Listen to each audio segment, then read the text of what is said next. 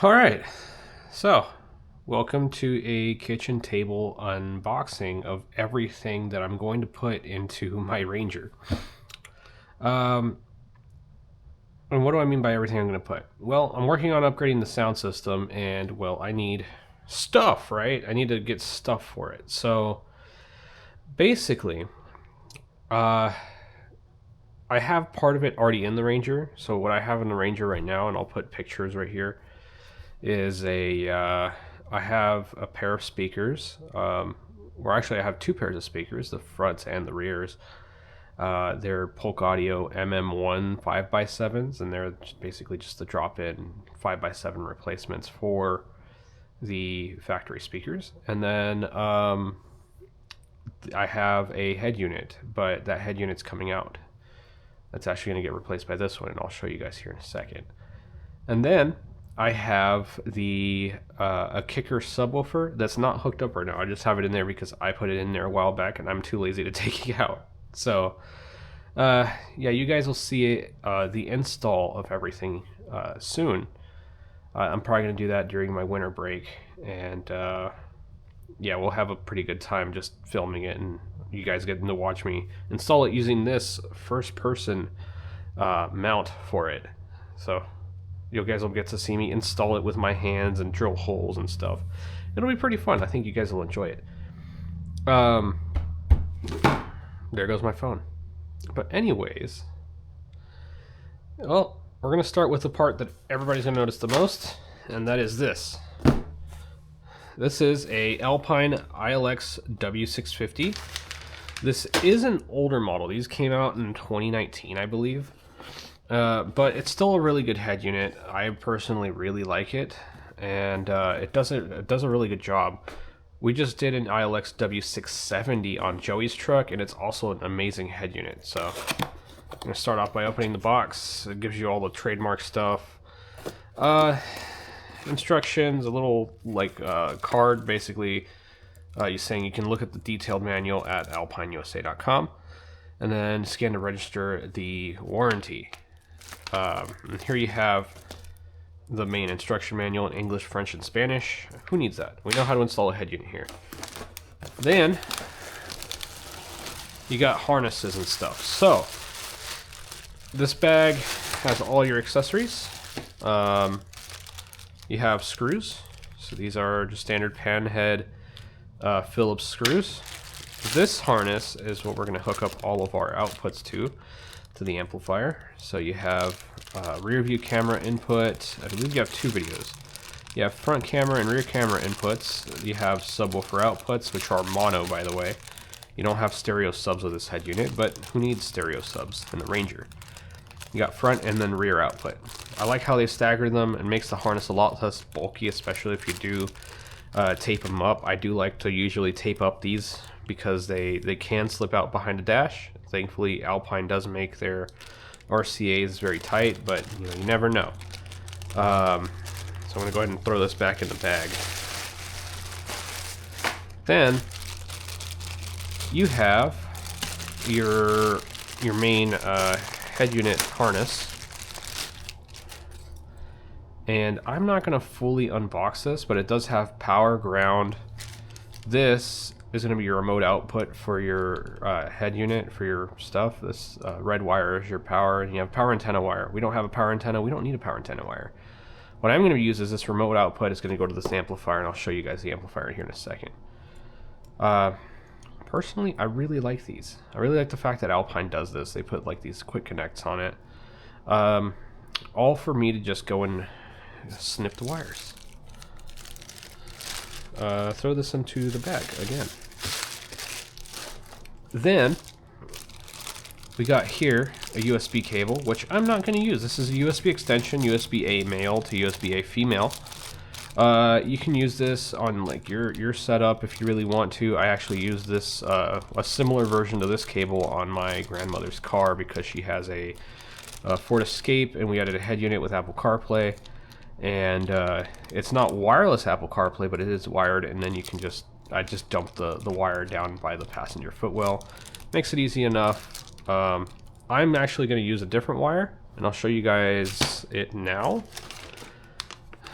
This is a pass-through USB cable, so I can either use this little mounting cup thing and screw it into something, or I can mount it into like a 12-volt cigarette lighter socket, which is what I'm going to do. I'm going to replace one of my 12-volt cigarette lighter sockets with this. That way I can connect my iPhone to it and use the wired, sorry, not wireless. If it's a wire, it's not wireless.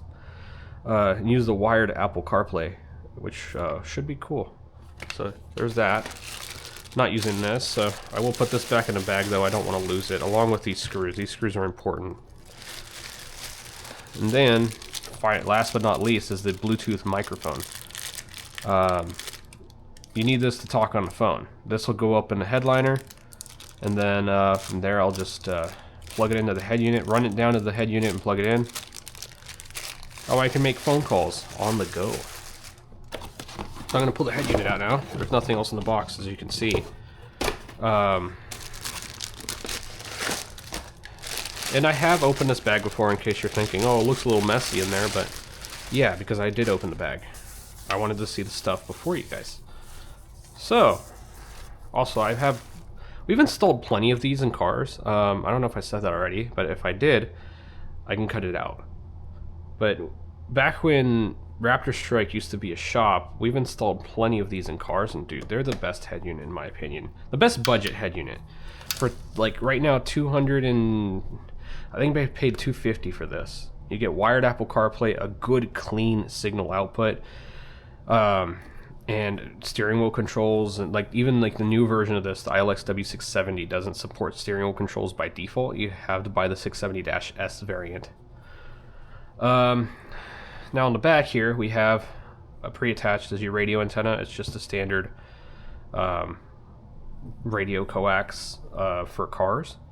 If your car requires an adapter, make sure you get that adapter. The Ranger does not. You just plug it in. It's pretty convenient. You have your mic input, you have your wired remote input, USB, a Sirius XM module, I should say.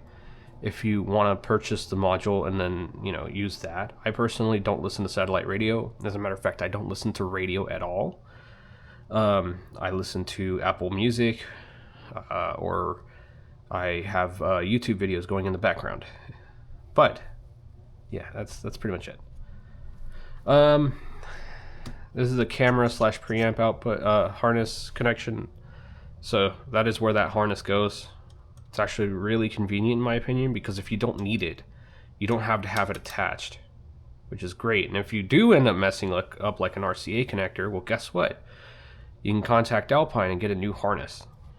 It's good in my opinion. I don't see a reason not to have this on most head units, because I'm going to tell you right now, most people don't use the preamp outputs. Here you have power. So this has your power, ground, and your remote wires and all your speakers. Pretty cool. Really nice. It does still have the little peel on it, and then you can just peel it off. I'm not going to do that right now, because I will do that once I install it on the Ranger. So I'm going to do that. Put it back in its bag. And yes, I did just miss an entire bag. But, so, whatever. Look, we're going to backward bag it. I'm going to cut all this out.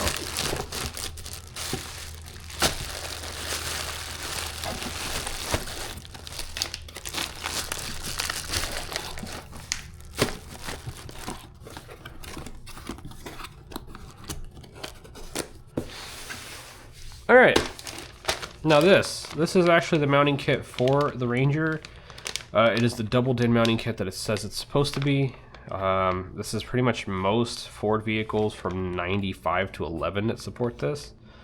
It's super simple. You read the instructions, it shows you how to do it. I'm not going to unbox this. It honestly doesn't need an unboxing. Your car will have its own dash kit depending on what you install it in. So, like my F-150 has this whole complex dash kit that you have to unbolt controls and stuff from the factory dash plate and mount them onto that. This is really simple. The way my current head unit is done, I do have to undo a couple things, so you guys will see that when I install it. Next is RCAs. These are RCAs. I've had these for a while. They've just been chilling around. Another set of RCAs. And in here is a wiring kit. This wiring kit is missing one thing. It's missing like 50 feet of speaker wire for some reason. It's not that it didn't come with it. It's that I took it out because we had to do a bit of work on another install. That is Joey's system. So we did that. I took it out, and now it's over there in the garage. I'll show you guys the wire when we install everything. But the cool thing about this, it does come with it comes with 12 gauge speaker wire, and it's OFC, so you can put like 1,000 watts to it and it'll be fine. That's exactly what we did with Joey's stuff. This is a remote wire. We're not using this. It is really nice, especially if you're just running like a bass amp. You run the single remote wire to it and it's great. This, you guys can probably guess what this is. This is wire loom. This is nice for under the hood where you just need to protect the cable a little bit more.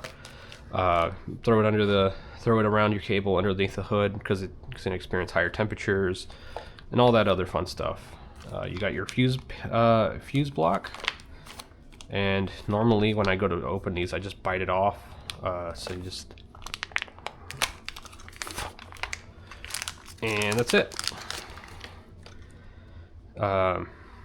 It is covered in plastics, but pretty much all you do is you open it up. It's a 120 amp fuse in here. It looks like it's in a weird angle. That's cool. And then you put your 4 gauge in, 4 gauge out. It doesn't matter which end you put it into as long as it's in there and it works. You do want to use that like sealant grommet. It just kind of helps keep water out of the thing and corroding the wire. Mind you, it is copper, so not this, but the wire in this is copper. It's oxygen-free copper. It's basically, I believe it's silver tinned, but either way, it will corrode if you do expose it to the elements. So please use the rubber seals. Here's another set of RCAs. This came in this kit because I did buy the kit for like a subwoofer amp. Works just fine. I did have these other 2 RCA cables laying around, or I could have bought a 6-channel RCA. I didn't feel like buying a 6-channel RCA, so I did just scrounge up another 2 pairs of RCA cables, and that's what I'm using. Comes with a couple of connectors and stuff, basically all these terminal clamps. I'm not going to need this. I might need just this one ring terminal for the ground, but I'm not going to need most of this. Most of this is, for me, is just unnecessary because my truck already has a set of basically this style, like terminal block style inputs. So all I got to do is just put bare wire into it and it works. Bare wire into this, bare wire into that, and I'll show you guys the amplifier in a bit, but it accepts bare wire. So the ground is the only thing that's really going to need a ring terminal, and that's what I'm going to do. I'm going to crimp on the ring terminal and then put all the wires and stuff into, all the ground wire into someplace that grounds well enough on the truck. And that's pretty much it. It does come with a couple of zip ties and these like rubber grommets or really a plastic grommet. Well, it does come with a rubber grommet. Wow, that's convenient. Comes with a plastic grommet and then a rubber grommet and a bunch of these like rubber boots and a here's this for RCA wire. It comes with most of the things you need to install it. I'm actually very happy that New Concepts does this. I like it. You can use your own, like, whatever wiring kit you want to get. Now, I really recommend a company like New Concepts because they have true to spec cable. This thick ground wire is 4 gauge and it measures at 4 gauge. And unlike some other companies that say it's 4 gauge and it's really like almost 8 gauge. Yeah, my F-150 had something like that for a while.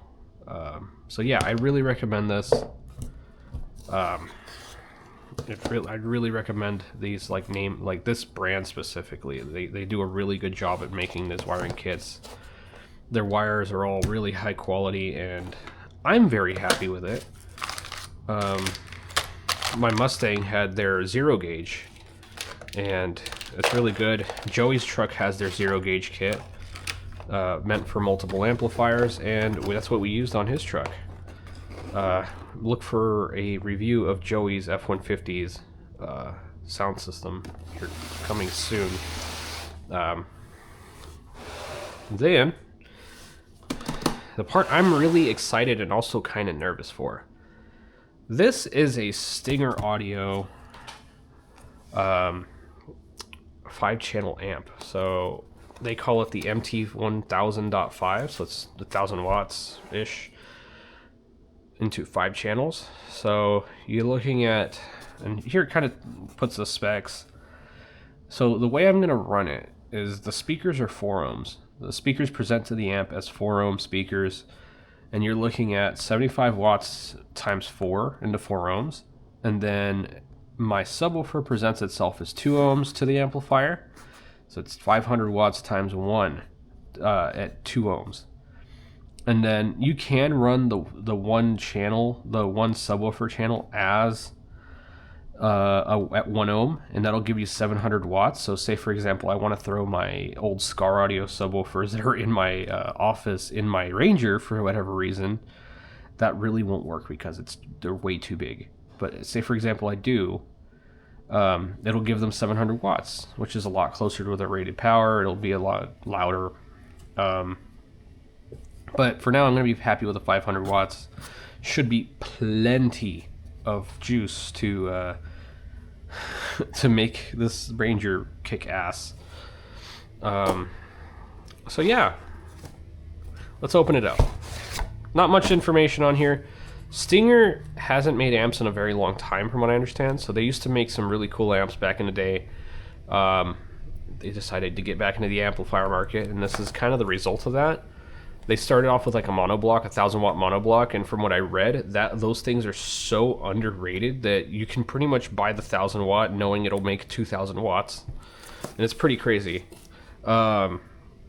I don't know what the status is, but from what I saw, like the guy that did it, and his name's Big D Wiz. You can look at him on YouTube, here on YouTube. But he looked at these and he's like, okay, not bad power ratings. They do over the rated power. But then when he dynoed it, they did like well over their rated power. Yeah, these things are rated for 700 watts at 1 ohm. Apparently this one dynoed in at 730. 150, 154, 502, 79, 308. It looks pretty good. I mean, if this is true, cool. From what I've read, they're very underrated. So we'll see how that goes. This is actually a mounting plate for the bass knob. Now what is really cool is this amplifier comes with a bass knob. Let me open it up.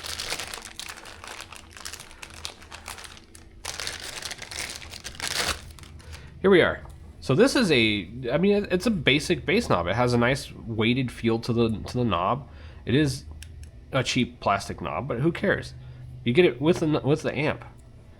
Like really, like it comes with the amp. I didn't buy this. It's just a standard RJ. I think this is RJ11 style plug. Now there's other ones like RJ8, RJ45. This is RJ11, I believe. A standard phone cord style one, and this is pretty cool. Comes with the amp, which is cool. So I might install this, I might not. I don't know yet. I do appreciate that it comes with it, rather than it being a separate thing that I have to pay money for. So yeah, it's a little bonus. Like for example, Kicker does not include a bass knob with most of their lower end amplifiers, like what's in the F-150. Or I should say, yeah, most of their lower ones, like what's in the F-150 for the subs. But it comes with the best part about this is the price. This was $200, guys, for over 1,000 watts worth of power. That is the best watt per dollar ratio.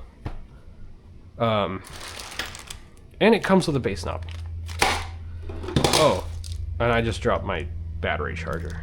Oh, and it comes with a pair of Allen keys. So that's so you can adjust your hook up your terminals. It doesn't come with a small flathead for the connectors, but here is the RCA harness. So you got channel 3.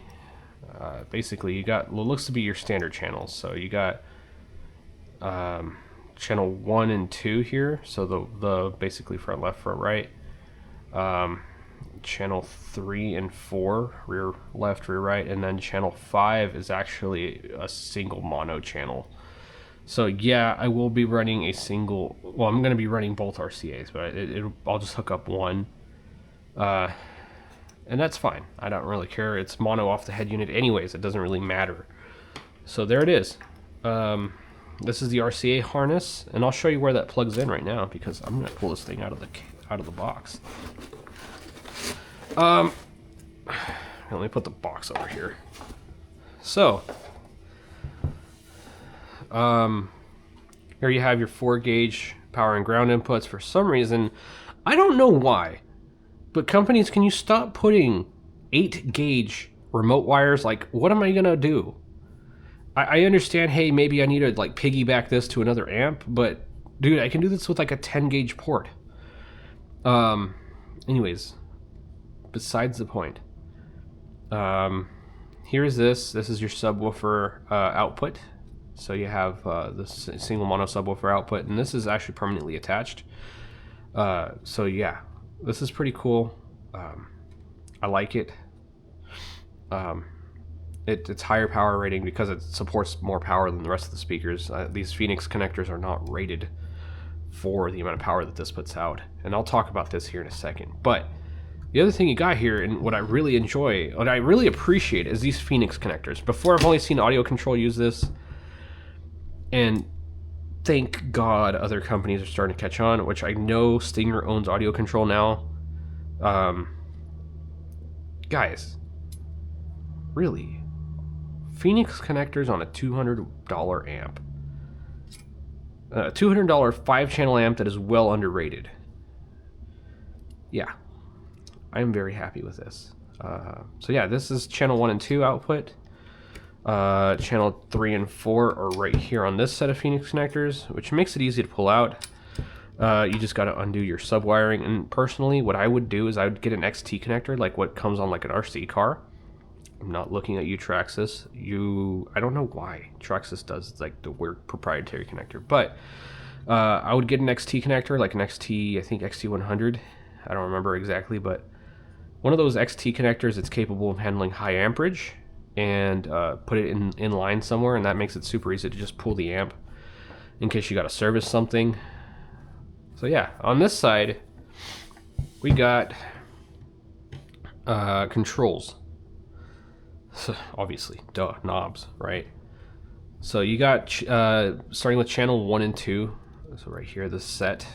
So you got basically your filter setup.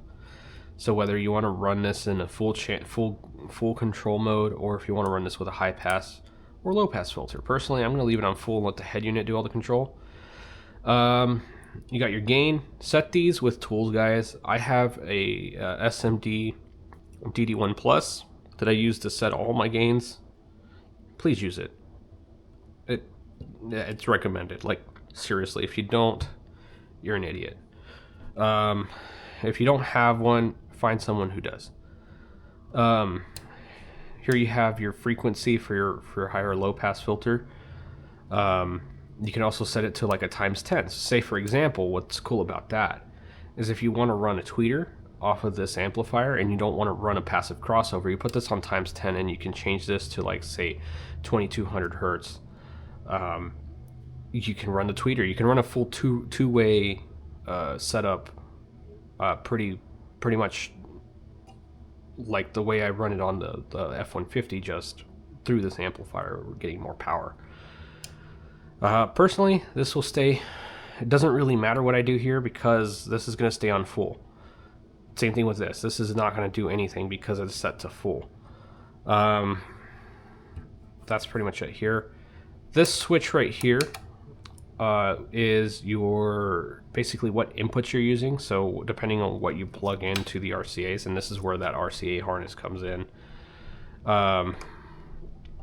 Yeah, so that's where that RCA harness comes in, and I actually was plugging it in upside down. So yeah, that's where that RCA harness comes in. You have, you know, like your 2. So if you only have channels 1 and 2 plugged in, you can use pretty much, you can continue to use everything just on with just those 2 plugged in.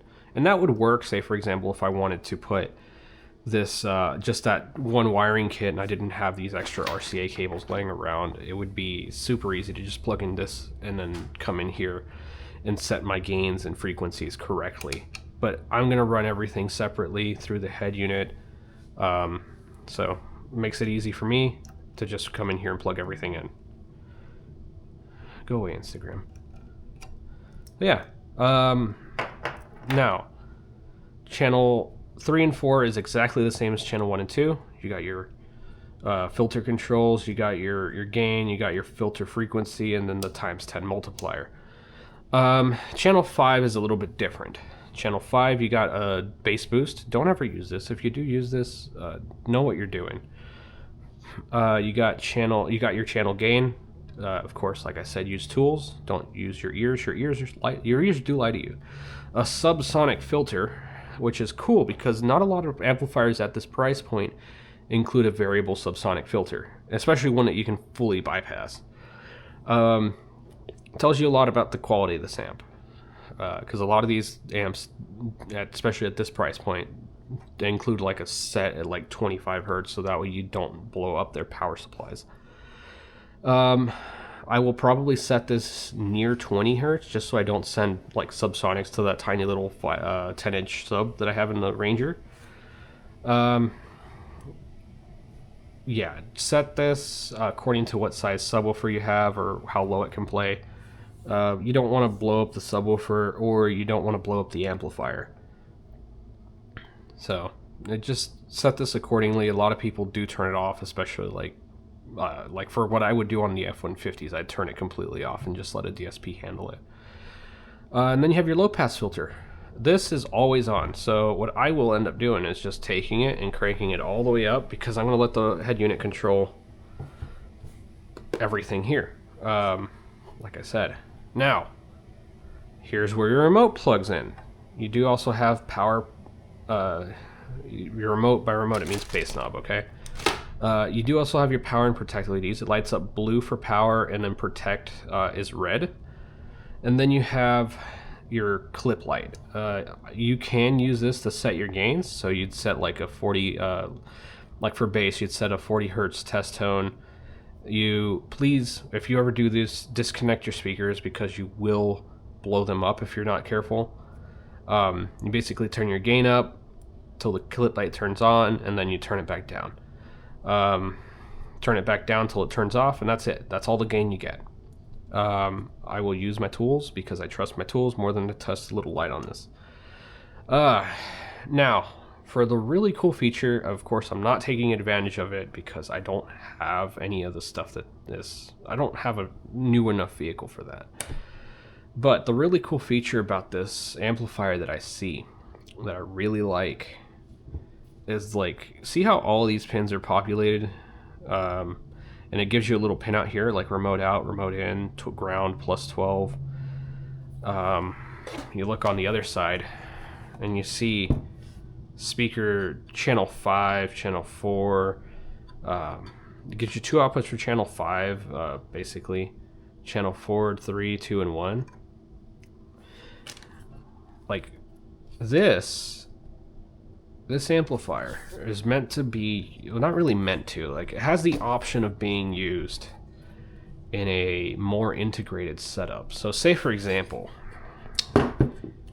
your car has like a built factory amplifier, and you're trying to replace that amplifier with something you can control, or you're doing something like what I would do in the Mustang, which is replace the factory amplified system. Well, you can do that pretty easily with this, because Stinger and their various brands that they sell. Because Stinger owns a lot of companies, Stinger has the option of setting this amplifier up to basically work as a whole, like, basically integrate to a lot of stuff. So, like this, you can have, I think they are going to start selling a kit that you just plug this in and you don't have to have any of this hooked up. You plug this in and it gives you all your outputs. All you have to do is have 12 volt ground, and then all you have to do is just have 12 volt and ground, and then the other side of it, the integration side of it, has the remote in, and then you can power something else with the remote out. This ground and 12 volts is here for like, say for example, like an epicenter. I know this may not be specific to that, but like, say for example, you have like a processor, like an amplifier replacement module. It can power that with it. These two ones are unpopulated, according to this. And then you have all your inputs. This is already set up with here. This is where all the RCAs go. So they're already here, but you have that all here. You basically have all of your inputs and then like some control functions here. So instead of having a separate remote wire on this side, you have your remote in and out here, and then you can control the actual integration module with this amplifier. Or really, the amplifier gets its remote signal from the integration module, so to speak. I really like it. It is one of those things that it's well thought out, and from what I've seen, I'm not going to take this one apart because I really don't want to. The inside is well built. So yeah, I'm hyping this thing up. I really hope it doesn't disappoint. Personally, I am more impressed by the price, because it is a very well optioned amplifier for the price, $200. And I will put the price I paid right here. It literally, I bought this guy on Amazon for this price. And my washing machine just went off because I'm washing clothes. That's why I'm making this video, because I wanted to make this video while I wash my clothes. But anyways, like I said, it's a very well optioned amplifier for the price. It has a lot of power for the price. And the best part of it all is it's all of the above for the price. So yeah, it may not be the best amplifier. Like I said, it may not be the best amplifier. It may not be, the highest end, the cleanest output. It may not be, the highest amount of power you can get in an amplifier like this at all. But guys, look at the price. The fact that the price tag is nowhere near what it is for other amplifiers. Yeah, 100%. If I were me, I'd do it. So I'm taking that risk because I want to. Because I'm intrigued. Stinger, you got my attention. So. Oh, I'm missing a thing. I'm not done yet, guys. I have so much crap, and then there's already crap in the Ranger that's like there. Now, this is 9 conductor or 9 wire. I've called it various different things. This is kind of my little trickery to make it work, so to speak. So, hold on, let me adjust my camera. It's giving me a slight headache. So the reason why I like this stuff is because it makes it easy to run things. So this is actually 16 gauge OFC. It's 20 foot of it. I will be using much less of it. But 9 wire basically gives you exactly that, 9 wires. Look at that. You have your 4 speakers, so that's 8 conductors, and then you have a blue conductor, which is your remote wire. It does come with these like little cool recoil branded Velcro straps. Cool. I won't really ever use these. I have not had a reason to use these yet. I might use it on the Ranger. I don't know. Who knows? We'll figure out how I install it.